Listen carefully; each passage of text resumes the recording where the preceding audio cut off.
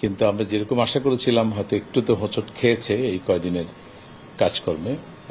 ব্যবসা বাণিজ্য যেমন বিঘ্নিত হয়েছে, একইভাবে আমাদের রাজস্ব আদায় কার্যক্রমে হোঁচট খেয়েছে। কিন্তু আজকেও সময় আছে, আজকেও তারা চেষ্টা করছে, কারণ এগুলো আগে থেকেই আসলে মাসের শুরু থেকে ইভেন গত মাসে এগুলো কিন্তু আমাদের ট্যাক্স অফিসারদের প্ল্যানের মধ্যে ছিল। কারা কারা বড় বড় ট্যাক্স পেয়ার, কারা জুন মাসের শেষে অ্যাডভান্স ট্যাক্স দেবে অথবা এরিয়ার ট্যাক্স এগুলো থাকবে। তো সেগুলো যেহেতু তারা জানে এবং আজকে সব দপ্তর খোলা, অফিস খোলা, ব্যাংক খোলা, আমার ধারণা যে আজকে একটা ভালো পরিমাণ অ্যামাউন্ট ক্যাশে জমা হবে এবং আমাদের যে বিলগুলো থেকে যেটা কাটা হয় গভর্নমেন্ট বিলগুলো থেকে সেগুলো অ্যাডজাস্টমেন্ট করলে গতবার চেয়ে বেশি হবে এটা নিশ্চিত। একটা সার্টেন পার্সেন্টেজের গ্রোথ হবে, কিন্তু আমরা যেরকম আশা করেছিলাম হয়তো সেটার কাছাকাছি থাকবে আর কি।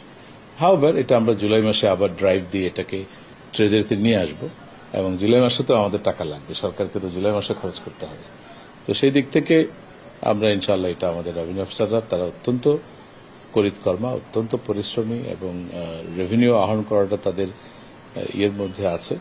আমরা আশা করি যে ইনশাআল্লাহ একটা আপনারা ভালো জিনিস দেখতে পারবেন এবং আমাদের যে কর্ম তৎপরতা যথারীতি আগে যেভাবে ছিল সেভাবে চলবে।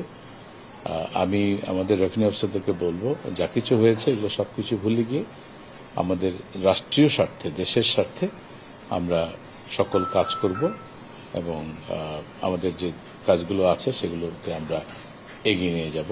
আমরা আশা করি যে আমাদের আর এ ধরনের বড় কোনো হয়তো ইয়ের মধ্যে আমাদের যেতে হবে না, সমস্যার মধ্যে দিয়ে যেতে হবে না, আমরা এটা আশা করি।